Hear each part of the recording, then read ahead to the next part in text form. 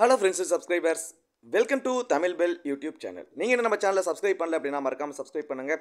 பக்கத்தில் உள்ள பெல் பட்டனை கிளிக் பண்ணுங்கள். நாங்கள் போடக்கூடிய வீடியோக்கள் எல்லாமே உடனடியாக பாருங்கள். இன்றைக்கி நம்ம வீடியோவில் இந்த டாடா ஐபிஎல்லோட 55வது மேட்ச். ஸோ யாருக்குன்னு சொல்லி பார்த்தீங்கன்னா சன்ரைசர்ஸ் ஹைதராபாத்துக்கும் டெல்லி கேபிட்டல்ஸ்க்கும். So Delhi Capitals top of the டேபிள்ஸில் இருக்காங்க. அவங்க ப்ளே ஆஃப்ஸ்க்கு போகிறதுக்கு இன்னும் ஒரு மேட்ச் வின் பண்ணாவே கிட்டத்தட்ட அவங்க உறுதி பண்ணிடுவாங்க. ஸோ இவங்க இதுக்கப்புறம் இருக்கக்கூடிய மீதி இருக்க 4 மேட்ச்லையுமே இவங்க வின் பண்ணணும். ஸோ அப்படி வின் பண்ணாலுமே டாப்பில் இருக்கக்கூடிய டேபிள் டாப்பில் இருக்கக்கூடிய எல்லா டீமுமே இதுக்கப்புறம் அவங்க வரக்கூடிய எல்லா மேட்சஸுமே லாஸ் ஆகணும். ஸோ அந்த மாதிரி ஒரு சுச்சுவேஷனில் இருக்காங்க. சன்ரைசர்ஸ் ஹைதராபாத் கிட்டத்தட்ட 99% இந்த சீரீஸ் விட்டு வெளியே போயிட்டாங்க. ஸோ இருந்தாலும் மேபி கிரிக்கெட் எது வேணாலும் நடக்கும். ஸோ டாப்பில் இருக்க டேபிளில் இருக்கக்கூடியவங்க எல்லாருமே அதுக்கு அடுத்து வரக்கூடிய மேட்சஸ் எல்லாத்துலேயுமே லாஸ் ஆகணும். கீழே இருக்கிற டீம்ஸ் எல்லாமே அவங்கள வின் பண்ணணும். ஸோ இந்த மாதிரி லாட் ஆஃப் இது இருக்குது இவங்க உள்ளே வருவதற்கு. ஸோ அது கிட்டத்தட்ட நான் சொன்ன மாதிரி 99% இவங்களுக்கு வாய்ப்பு இல்லை தான்.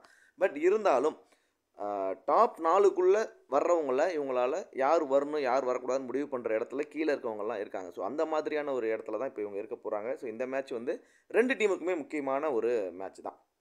சரி, ஓகே. மேட்சை பொறுத்த வரைக்கும் 5th மே இரவு 7:30 இந்த மேட்ச் நடக்குது. ராஜீவ் காந்தி இன்டர்நேஷனல் ஸ்டேடியம் ஹைதராபாத்தில் தாங்க இந்த மேட்ச் நடக்குது. ஸோ இதுக்கான பிச் ரிப்போர்ட் பார்க்குறதுக்கு முன்னாடி நீங்கள் நம்ம டெலிகிராமில் ஜாயின் பண்ணல அப்படின்னா மறக்காமல் ஜாயின் பண்ணிக்கோங்க. டிஸ்கிரிப்ஷனில் லிங்க் இருக்குது. ஸோ லாஸ்ட் ½ அன் ஹவரில் ஸ்மால் லீக்ஸ்க்கான டீமும் மெகா கான்டெஸ்ட்டுக்கான டெமோ டீம்ஸும் அதில் கொடுத்துட்ருக்கோம். உங்களுக்கு ரொம்பவே யூஸ்ஃபுல்லாக இருக்கும். ஸோ மறக்காமல் எல்லோரும் டெலிகிராமில் ஜாயின் பண்ணிக்கோங்க. டிஸ்கிரிப்ஷனில் லிங்க் இருக்குது. அதே போல் நீங்கள் இன்னும் XL11 ஆப். ஸோ இந்த XL11 ஆப்பில் ஜாயின் பண்ணலைன்னா மறக்காமல் ஜாயின் பண்ணிக்கோங்க. பர்டிகுலர்லி இந்த மேட்ச்சுக்கு 10 லட்சம் ரூபாய்க்கான கிராண்ட் லீக்ஸ் அனௌன்ஸ் பண்ணியிருக்காங்க. ஸோ கிராண்ட் லீக்ஸ் இதில் ட்ரை பண்ணுங்கள். ஏன்னா நம்ம இப்போ இதில் எக்ஸாம்பிளுக்கு அதர் ஃபேண்டசி சைட்ஸில் நீங்கள் ஒரு 2 லட்சம் ரேங்க்கில் வரீங்கன்னு வச்சுக்கோங்களேன். இதில் பார்த்தீங்கன்னா ஒரு 200வது ரேங்க்கில் இருப்பீங்க. ஸோ எல்லாத்துக்கும் உள்ள வித்தியாசம் இது தான். கிட்டத்தட்ட அந்த பெரிய மெஜாரிட்டியான ஒரு ஃபேண்டசி ஆப்ஸ்லேயே பார்த்தீங்கன்னா நீங்கள் ஒரு லட்சம் ரேங்க்குக்கு வரீங்க அப்படின்னா இதில் பார்த்தீங்கன்னா ஒரு 20வது ரேங்கோ 30வது ரேங்கோ இருப்பீங்க. ஸோ யூசர்ஸ் பேஸ் கம்மி, அதை பயன்படுத்திக்கோங்க, நிறைய ஏர்ன் பண்ணலாம். அது மட்டும் கிடையாது, 30,000 ரூபாய்க்கான ஃப்ரீ கிவ்அவேவும் அனௌன்ஸ் பண்ணியிருக்காங்க. ஸோ ஜஸ்ட் ஆப்பை மட்டும் இன்ஸ்டால் பண்ணி நீங்கள் உள்ளே போய் அந்த ஃப்ரீ என்ட்ரி ஃபீஸில் நீங்கள் ஜாயின் பண்ணிக்கலாம். மற்ற ஆப்ஸை கம்பேர் பண்ணும்போது என்ட்ரி ஃபீஸ் இது ரொம்பவே கம்மியாக இருக்குங்க. ஸோ அதுலேயே ஒரு ஹியூஜ் அமௌண்ட் உங்களால் சேவ் பண்ண முடியும். அந்த சேவ் பண்ணுற மணி வச்சு இன்னொரு கான்டெஸ்ட் உங்களால் ஜாயின் பண்ணிக்க முடியும். 100% டெபாசிட் போனஸ் உங்களோட ஃபஸ்ட்டு டெபாசிட்க்கு.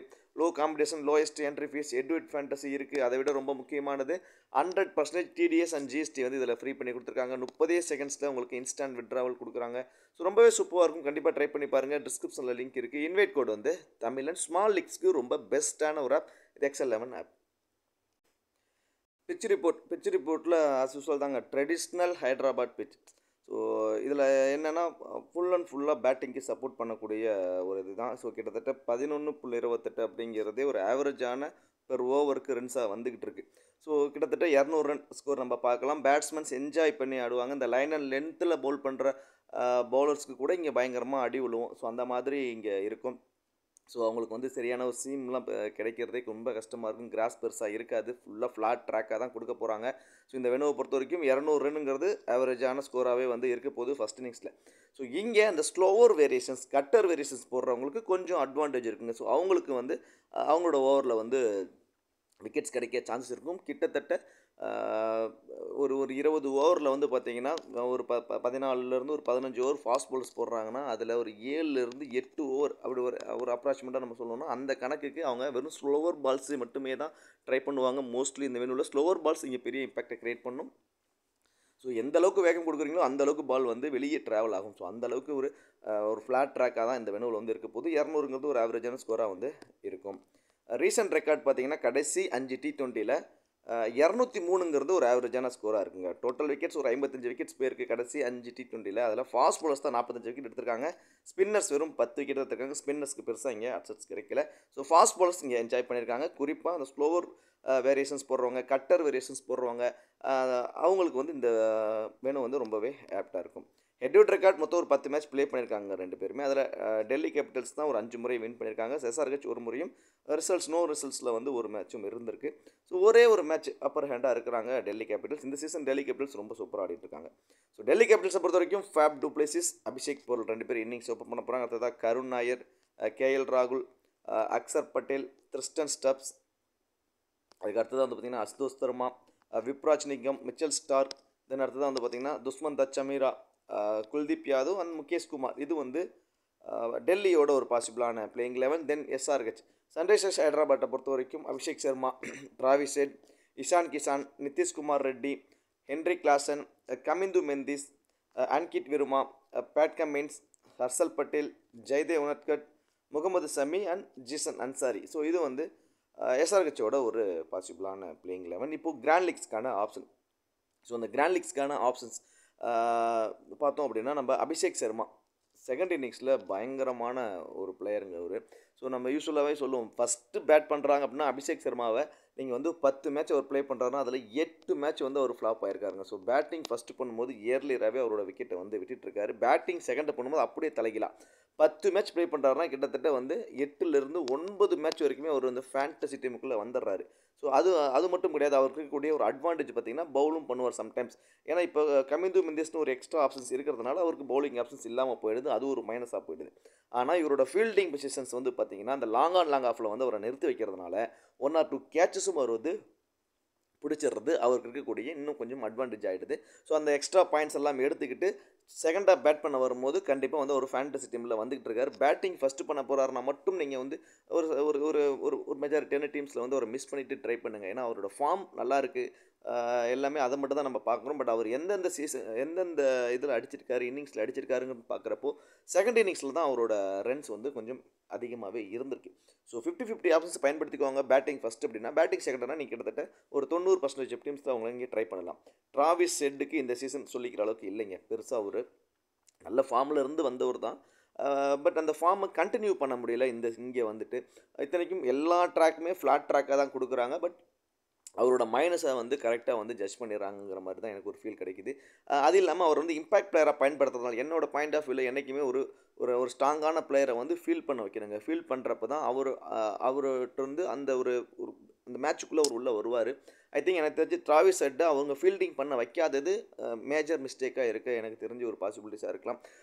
டிராவிஸ் ஹெட் எனக்கு தெரிஞ்சு பேட்டிங் ஃபஸ்ட்டு அப்படின்னா ஒரு ஃப்ரீ மைண்டடாக ஆடுவதற்கு சான்சஸ் இருக்குங்க. இந்த பர்டிகுலர் மேட்ச் கண்டிப்பாக டிராவிஸ் ஹெட்டுக்கிட்ட இருந்து ஒரு நல்ல ஸ்கோர் வருவதற்கு சான்சஸ் இருக்கும். ஆனால் மிகப்பெரிய ஒரு மைனஸ் என்னன்னு சொல்லி பார்த்தீங்க அப்படின்னா ஆப்பனன்ட் டீமில் இருக்கக்கூடிய Mitchell Stark. So Mitchell Stark இது வரைக்கும் விளையாண்ட மேட்சஸில், அதாவது டிராவிஸ் ஹெட்டுக்கு எகென்ஸ்டாக விளையாண்ட மேட்சஸில் ஒரு 6 மேட்ச்சில் 5 முறை அவரோட விக்கெட்டை வந்து எடுத்திருக்காருங்க. அது மிகப்பெரிய ஒரு மைனஸ் டிராவிஸ் ஹெட்டை பொறுத்த வரைக்கும். So not only Mitchell Starc, left arm fast பவுலர்ஸை அவரோட விக்கெட்டை வந்து நிறைய எடுத்துகிட்டு இருக்கிறாங்க. ஸோ லெஃப்ட் ஆர்ம் ஃபாஸ்ட் பவுலர்ஸ்ட்டு கொஞ்சம் கஷ்டப்படுறாரு டிராவிஸ் ஹெட்.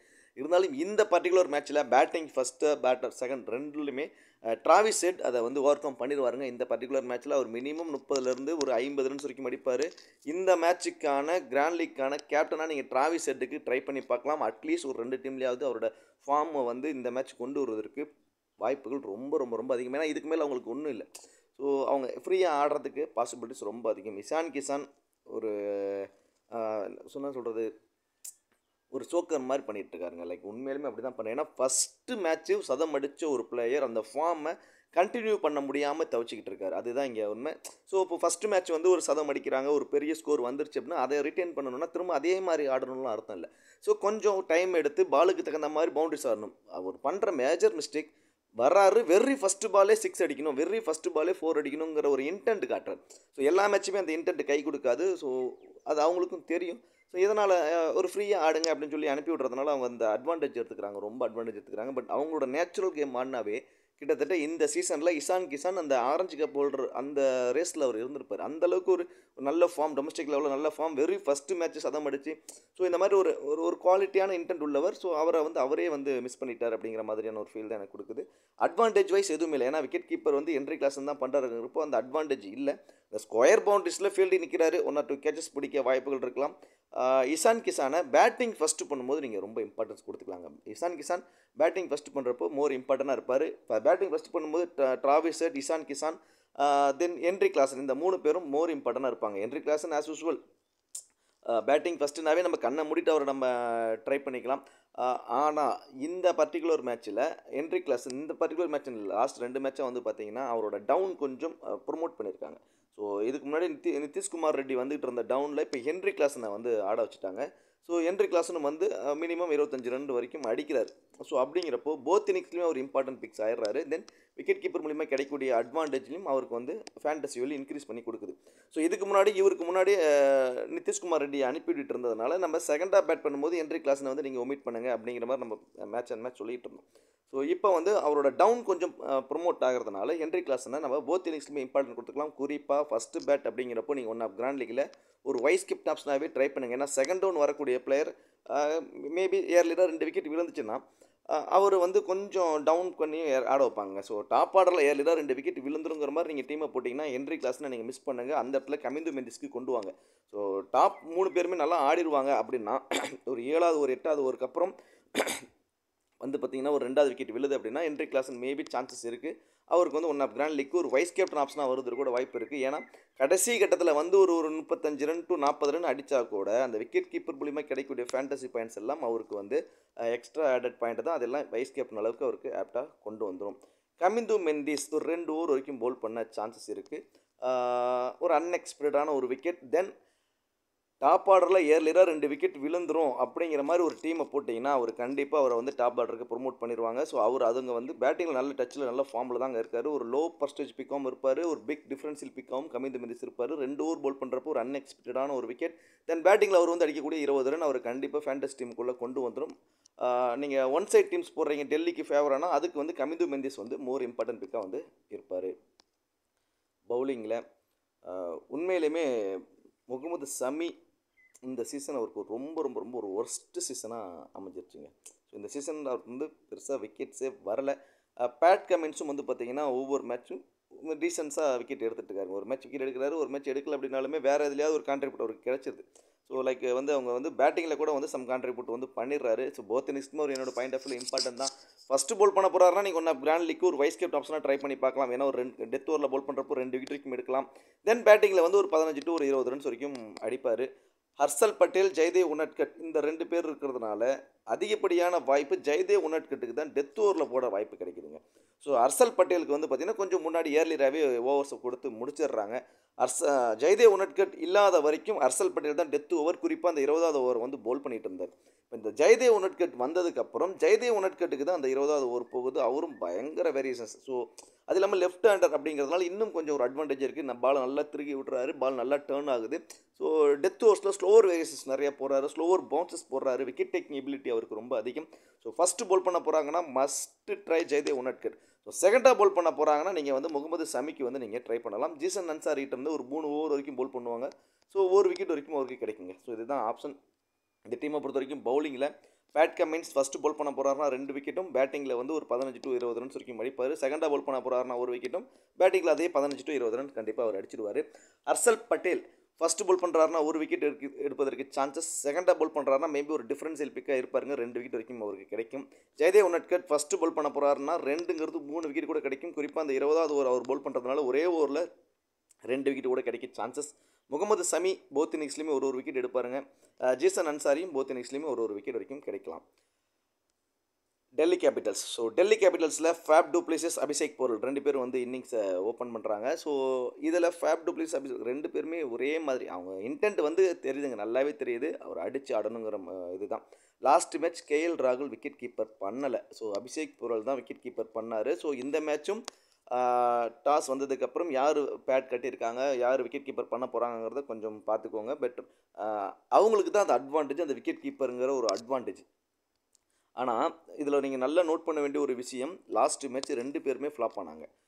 விக்கெட் கீப்பர் பண்ணிக்கிட்டு இருந்த கேஎல் ராகுல் எல்லா மேட்சுமே நல்லா பர்ஃபார்மன்ஸ் பண்ணார். விக்கெட் கீப்பர் பண்ணாத அபிஷேக் போரலும் எல்லா மேட்சுமே நல்லா பண்ணார். ஸோ லாஸ்ட் மேட்ச் அப்படியே தலைகீழாக மாறிடுச்சு. Last match Abhishek borewell wicket keeper பண்ணார், அவர் ஃப்ளாப் ஆகிட்டார். கேஎல் ராகுல் விக்கெட் கீப்பர் பண்ணலை, அவர் ஃப்ளாப் ஆகிட்டார். ஸோ எனக்கு தெரிஞ்சு கேஎல் ராகுல் விக்கெட் கீப்பர் பண்ணுறாரு அப்படின்னா இவங்க 2 பேர்த்துக்கிட்டமே நல்ல பர்ஃபார்மன்ஸ் வரக்கூட வாய்ப்புகள் இருக்கலாம். ஸோ ஜஸ்ட் ஒரு ஃபன்களாக சொல்கிறேன். ஏன்னா கேஎல் ராகுல் லாஸ்ட் மேட்ச் வந்து விக்கெட் கீப்பர் பண்ணலைங்க. ஸோ அவருக்கு அந்த அட்வான்டேஜ் இல்லாமல் போயிடுது. இப்போ விக்கெட் கீப்பர் பண்ணியிருந்தாருன்னா அவர் அடிச்சிருக்கக்கூடிய அந்த ரன்னு, தென் அந்த விக்கெட் கீப்பர் மூலிமா வந்த ஃபேண்டசி பாயிண்ட்ஸ் எல்லாம் சேர்த்து அவர் ஃபேண்டசி டீமுக்குள்ளே கொண்டு வந்திருக்கும். பட் அந்த விக்கெட் கீப்பர் பண்ணலைங்கிற ஒரே ரீசனுக்காக அவர் வந்து ஃப்ளாப் ஆகிட்டார். அபிஷேக் போரல் விக்கெட் கீப்பர் பண்ணி ஒரு 20 ஃபேண்டசி பாயிண்ட்ஸ் வந்தார். ஆனால் பேட்டிங்கில் வந்து ரன்ஸ் அடிக்கல. ஸோ இப்போது நம்ம யார் விக்கெட் கீப்பர் பண்ணுறாங்க அப்படிங்கிறத நம்ம நல்லா பார்க்க வேண்டியது இருக்குது. ஸோ யார் விக்கெட் கீப்பர் பண்ணுறாங்களோ அவங்க வந்து ரொம்பவே இம்பார்ட்டன்ட் பிக்காக வந்து இருப்பாங்க இந்த 2 பேர்த்தில். குறிப்பாக கேஎல் ராகுல் விக்கெட் கீப்பர் பண்ணுறாருன்னா போத் இன்னிங்ஸ்லையுமே மஸ்ட் ட்ரை. கேஎல் ராகுல் வந்து ரொம்ப ரொம்ப இம்பார்ட்டன்ட் பிக்காக வந்து இருப்பார். ஃபேப் டு பிளேசஸ் கண்டிப்பாக பேட்டிங் செகண்ட் பண்ண போகிறாங்கன்னா மஸ்ட்டு ட்ரை. கண்டிப்பாக ஒன் ஆஃப் கிராண்ட் லீக்கு நீங்கள் ஒரு கேப்டன் வைஸ் கேப்டன் ஆப்ஷனாக கூட ட்ரை பண்ணலாம். ஏன்னா அவரோட ஃபீல்டிங் பொசிஷன்ஸ் அந்த மாதிரி இந்த மிட் அண்ட் மிட் ஆஃப் அந்த லாங் அண்ட் லாங் ஆஃப் இந்த இடத்துல தான் நிற்பாங்க. அதாவது பவர் பிளேயில் மிட் ஆஃபில் நிற்பாங்க. தென் பவர் பிளே முடிச்சதுக்கப்புறம் லாங் அண்ட் லாங் ஆஃபுக்கு போயிடுவார். ஸோ கேட்ச் பிடிக்க வாய்ப்பு அதிகமான இடங்களே அதுதான். ஸோ கண்டிப்பாக 2 கேட்ச் வந்து பிடிச்சிடுவார் ஃபஸ்ட்டு ஃபீல்டு பண்ணுறப்போ. ஸோ 2 கேட்சுங்கிறது கிட்டத்தட்ட வந்து அதுக்கே 16 பாயிண்ட் ஆகிடுது. ஸ்டார்டிங் பாயிண்ட் 4 பாயிண்ட் ஒரு 20 ஃபேண்டசி பாயிண்ட்ஸ் அதிலே கிடச்சிடும். தென் செகண்டாக பேட் பண்ணுறப்போ பவர் பிளேவை யூஸ் பண்ணி ரொம்ப சூப்பராக கேப்பில் அழகாக ஆடிடுவார். 30 ரன்ஸ் வரைக்கும் அடிப்பார். போதுமானது. ஒன் ஆஃப் கிராண்ட் லீக்கு ஒரு வைஸ் கேப்டன் அளவுக்கு ரொம்ப ஆப்டாக இருக்கும் அவரோட இது. ஸோ இன்னிங்ஸுமே ரொம்ப சூப்பராக இருக்கும். பேட்டிங் ஃபஸ்ட்டு பண்ணுறாருனா மட்டும் கொஞ்சம் ஏர்லியர் விக்கெட் அவருக்கு கண்டிப்பாக இருக்க சான்சஸ் வந்து இருக்குது. அபிஷேக் போரல் எதை பற்றியும் கவலைப்பட மாட்டேங்கிறாரு. வெர்ரி ஃபஸ்ட்டு பால்லேருந்து பேட்டை வந்து விடுறாரு, அடித்து ஆட்டுறாரு. அது ஒரு விக்கெட் கீப்பர் பண்ணுறாரு அப்படின்னா எனக்கு தெரிஞ்சு போத் இன்னிங்ஸ்லுமே அவர் இம்பார்ட்டண்டாக தாங்க இருப்பார். விக்கெட் கீப்பர் பண்ணலைனா மட்டும் நீங்கள் ஒரு 50-50 ஆப்ஷன் குறிப்பாக பேட்டிங் செகண்ட் பண்ணும்போது அவருக்கு வந்து நீங்கள் மிஸ் பண்ணிட்டு ட்ரை பண்ணி பார்க்கலாம். கருண் நாயர் வெர்ரி ஃபஸ்ட்டு மேட்ச் வந்து பார்த்திங்கன்னா அடித்தாருங்க. இந்த இசான் கிசான் மாதிரி வெர்ரி ஃபஸ்ட்டு மேட்ச் அடித்தார். ஸோ அதுக்கப்புறம் பெருசாக அவர்கிட்ட ரன்ஸ் வரலை. அவர்கிட்ட இருக்கக்கூடிய ப்ளஸ்ன்னு சொல்லி பார்த்தீங்கன்னா ரீசன்ட் ரெக்கார்ட், ரீசன்ட் ஃபார்ம் ரொம்ப ரொம்ப ரொம்ப சூப்பரான ஒரு ஃபார்ம். பட் இந்த ஐபிஎலுக்கு வந்ததுக்கப்புறம் இந்த ஸ்டாண்டர்டில் வந்து தான் அவர் கொஞ்சம் ஸ்ட்ரகிள் ஆகிட்டு இருக்காரு. எனக்கு தெரிஞ்சு இந்த மேட்ச் வந்து மேபி பேட்டிங் ஃபஸ்ட்டு அப்படின்னா கருண் நாயர்கிட்டருந்து நம்ம 35லேருந்து 50 ரன்ஸ் வரைக்கும் கூட எதிர்பார்க்கலாம். பேட்டிங் ஃபஸ்ட்டு அப்படின்னா ஒன் ஆஃப் கிராண்ட் லீகோட ஒரு கேப்டன் வைஸ் கேப்டன் அளவுக்கு கூட அவர் அடிப்பதற்கு சான்சஸ் வந்து இருக்குது. கருண் நாயருக்கு நீங்கள் ரொம்ப இம்பார்ட்டன்ஸ் கொடுத்துக்கோங்க இந்த பர்டிகுலர் மேட்ச்சில் பேட்டிங் ஃபஸ்ட் அப்படின்னா. கேஎல் ராகுல் ஆஸ் யூஸ்வல் போத் இன்னிங்ஸ்லுமே வந்து 20லேருந்து ஒரு 25 ரன்ஸ் வரைக்கும் தாங்க அடிப்பார். அது மாதிரி ஆப்ஷன் தான். அக்சர் பட்டேல் பவுலிங் ஆப்ஷன்ஸில் பார்த்தோம் அப்படின்னா ஆப்போனன்ட் டீமில் வெறும் லெஃப்ட் ஹேண்டர்ஸ் அதிகமாக இருக்காங்க. ஸோ பவுலிங்கில் வந்து அவரோட ஓவர் கொஞ்சம் கம்மியாக போகுது இந்த பர்டிகுலர் மேட்சை பொறுத்த வரைக்கும். ஒரு மினிமம் 2 ஓவர் வரைக்கும் தாங்க பவுல் பண்ணுவார். பட் பேட்டிங்கில் செம்ம டச்சில் இருக்கார், செம்ம ஃபார்மில் இருக்கார். ஆஸ் யூஸ்வல் அவரோட ஆவரேஜான அந்த 20 ரன் சாலிடாக அடிச்சிடுவார். இந்த 2 ஓவர் பவுல் பண்ணுறாரு இல்லைங்களா, அதில் ஒரு விக்கெட் அன்எக்ஸ்பெக்டடாக கிடச்சிருச்சுன்னா அவர் ஃபேண்டசி டீமில் வருவார். இல்லைன்னா இந்த மேட்ச் வந்து இவர் ஃப்ளாப் ஆகிறதுக்கு தாங்க சான்சஸ் ரொம்ப ரொம்ப அதிகம். ஏன்னா பவுலிங்கில் கொஞ்சம் ஓவர்ஸ் கம்மியாக தான் போட போகிறாரு. ஸோ இந்த 2 ஓவரில் அந்த 2 ஓவர் பவுல் பண்ணுவார். அந்த 2 ஓவரில் ஒரு விக்கெட் விழுந்துருச்சுன்னா கண்டிப்பாக ஃபேண்டசி டீமில் வந்துடுவார். அதில் எந்த மாற்றமும் கிடையாது. ஏன்னா பேட்டிங்கில் ஆவரேஜாக அந்த 20 to 25 ரன்ஸ் அடிச்சுக்கிட்டே இருக்கார்.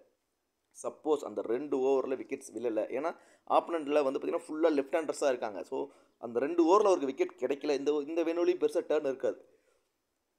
விக்கெட்ஸ் கிடைக்கல அப்படின்னா அவர் கண்டிப்பாக ஃப்ளாப் தான். ஸோ மோஸ்ட் ஆஃப் விசஸ் நிறைய பேர் கேப்டன் வைஸ் கேப்டன் ஆப்ஷன்ஸ் வரைக்கும் ட்ரை பண்ணியிருப்பாங்க. அவரோட ஆப்ஷன்ஸ் இது தான்.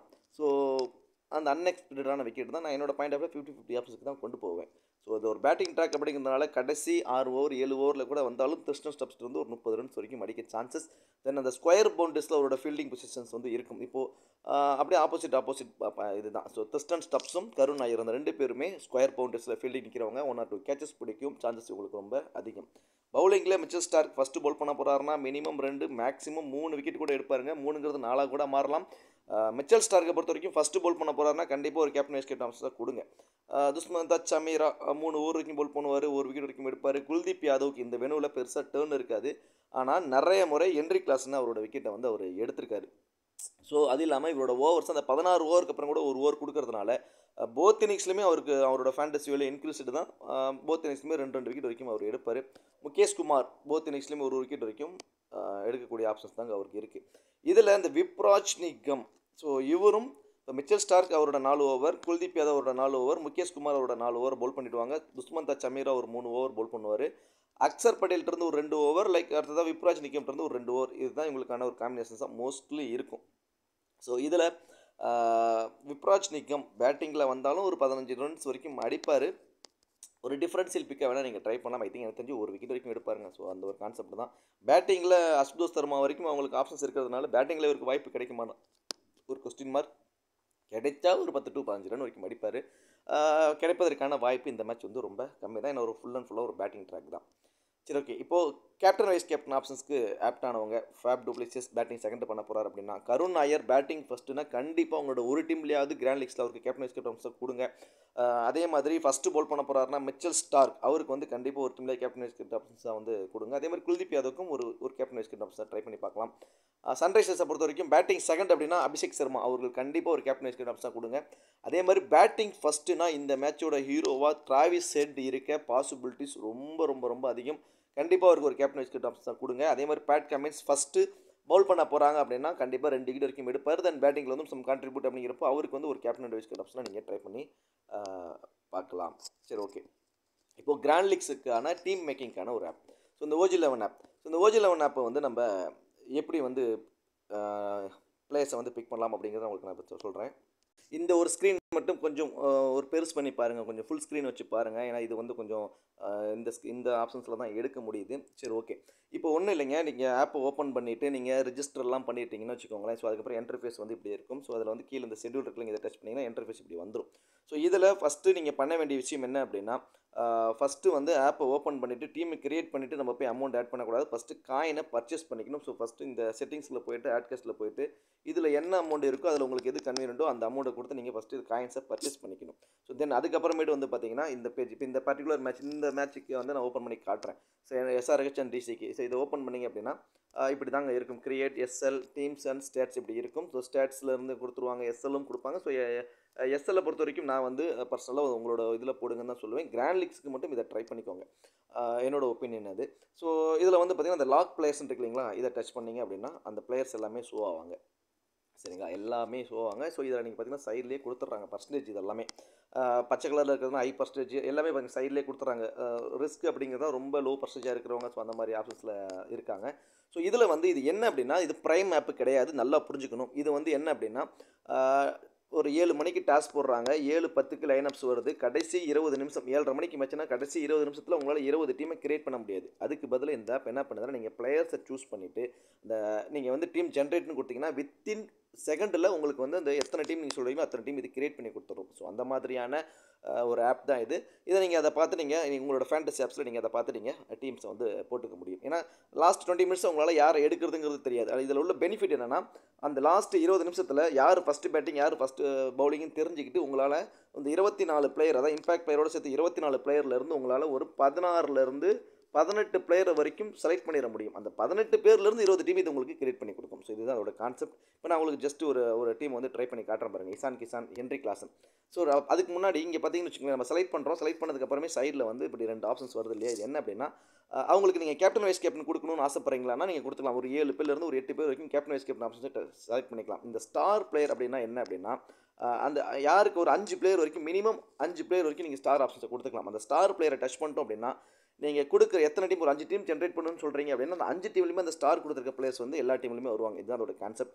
Okay, Ishan Kishan, Henry Klaasen, Abhishek Porel, Lokesh ராகுல் 4 பேத்தையும் கொடுத்தாச்சு. Travis Head, Nitish Kumar Reddy, Faf du Plessis, Karun Nair, Tristan Stubbs, Abhishek Sharma, then அடுத்ததாக அக்சர் பட்டேல், விப்ராஜ் லிங்கம், Pat Cummins, Jaydev Unadkat, Mohammed Shami Starc, Kuldeep Yadav, Mukesh Kumar. So கிட்டத்தட்ட நம்ம வந்து ஒரு 18 பேர் வரைக்கும் நம்ம பிக் பண்ணிட்டோம். ஸோ இதுக்கப்புறம் வந்து பார்த்திங்கன்னா கேப்டன் வைஸ் கேப்டன்ஸை வந்து நம்ம பிக் பண்ணோம். கீழே வந்து பார்த்திங்கன்னா மினிமம் 16 பேர் செலக்ட் 16 பேர் வரைக்கும் செலக்ட் பண்ணிக்கணும். அப்புறம் கேப்டன் வைஸ் கேப்டன்ஸ் மினிமம் 3 பேரை பிக் பண்ணியிருக்கணும் அப்படின்னு சொல்லியிருக்காங்க இல்லைங்களா. ஸோ நம்ம வந்து யாருக்கு கொடுக்கலாம், லைக் டிராவிஸ் ஹெட்டுக்கு கொடுக்கலாம் ஒன்று. தென் அடுத்ததான் Faf du Plessis, Karun Nair, Abhishek Sharma, Axar Patel, Pat Cummins, Mitchell Starc, Kuldeep Yadav. So இவங்களுக்குமே கேப்டன் வைஸ் கேப்டன்ஸ் கொடுத்துருக்கோம். ஸோ ஸ்டார் பிளேயரில் நீங்கள் வேணும்னா நீங்கள் கொடுக்கலாம், இல்லைனா நீங்கள் அப்படியே கூட விட்டுறலாம். ஒரு பிளேயர் கூட நீங்கள் ஸ்டார் பிளேயராக கொடுத்துக்கலாம். அந்த ஒரு பிளேயர் எல்லா டீம்லேயும் வரணும்னு கூட நீங்கள் சொல்லலாம். மினிமம் மேக்ஸிமம் 5 பிளேயர் வரைக்கும் கொடுத்துக்கலாம்.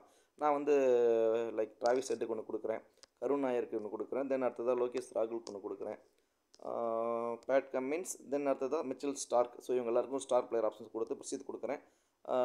காயின்ஸ் கேட்குது. நம்ம இந்த ஜென்ரேட் டீம்னு கொடுத்துட்டோம்னா உடனே வித்தின் செகண்டில் பாருங்கள் உங்களுக்கு டீம் வந்து ஜென்ரேட் ஆகி வந்துருச்சு. நான் இப்போ டைம் ரொம்ப அதிகமாக இருந்தனால நான் ஜஸ்ட்டு நான் லைட்டாக ஷோ பண்ணிட்டு போயிடுறேன் டீமை. நீங்கள் அதுக்கப்புறம் வந்து அதை நிறுத்தி கூட நீங்கள் பாஸ் பண்ணி கூட போட்டுக்கலாம். இது நான் சும்மா உங்களுக்கு காட்டுறதுக்காக ஓவராலாக பிளேஸை செலக்ட் பண்ணி பண்ண டீம்ஸு. ஸோ இதுவுமே உங்களுக்கு ஓகேனா கூட நீங்கள் ட்ரை பண்ணிக்கலாம். ஸோ ஸோ நீங்கள் வீடியோவை பாஸ் பண்ணி அந்த டீம்ஸை வந்து நீங்கள் பார்த்துக்கோங்க. சரி ஓகே. சரி ஓகே. இந்த வீடியோ உங்களுக்கு பிடிச்சிருக்குன்னு நினைக்கிறேன். இந்த வீடியோ உங்களுக்கு பிடிச்சிருச்சு அப்படின்னா மறக்காம வீடியோக்கு லைக் பண்ணி வீடியோ கொஞ்சம் சப்போர்ட் பண்ணுங்கள். தேங்க்யூ.